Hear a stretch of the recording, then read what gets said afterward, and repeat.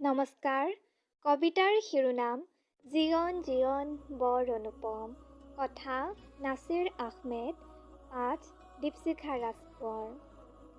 যদি বিঘাত নামি আহে জীৱনলৈ এজাক ধুমুহা হৈ, তথাপি মই আগবাঢ়ি যাম আনন্দৰ আলৈ লৈ। তুমি মোৰ জীৱন বাটত ৰুই দিবা এপাহি ৰজনীগন্ধা। যদি অশান্তিৰ বৰষুণত মই তিতি বুৰি জুৰুলা হওঁ, তথাপি মোৰ বুকুৱেদি বৈ যাব এক অনাবিল শান্তিৰ নিজৰা।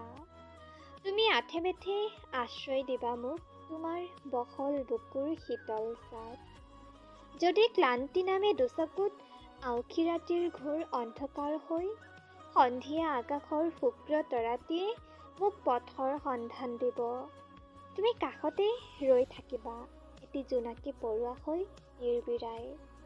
যদি দুখৰ অশ্ৰুৰ প্লাৱন নামে যমুনা নদীৰ তীৰত বহি, তথাপি ভাসমান তৰি হৈ পাৰ উপচা যৌৱন উঠলি উঠিব, তোমাৰ বেকা বাঁহীৰ মধুৰ সুৰত মোৰ হৃদয়ত বাজি উঠিব মন মতলীয়া কৰা সুখৰ ঝংকাৰ। হেজাৰ বেদনাৰে আক্ৰান্ত হ'লেও জীৱনৰ মৰুদ্যানত নিতৌ ফুলে সুগন্ধি গোলাপৰ পাহি। ৰূপ ৰস গোন্ধ সৌন্দৰ্যৰ সমাহাৰত জীৱন হৈ মাদকতা ভৰা, পৰিপূৰ্ণ মনোৰম। সেয়ে জীৱন জীৱন বৰ অনুপম।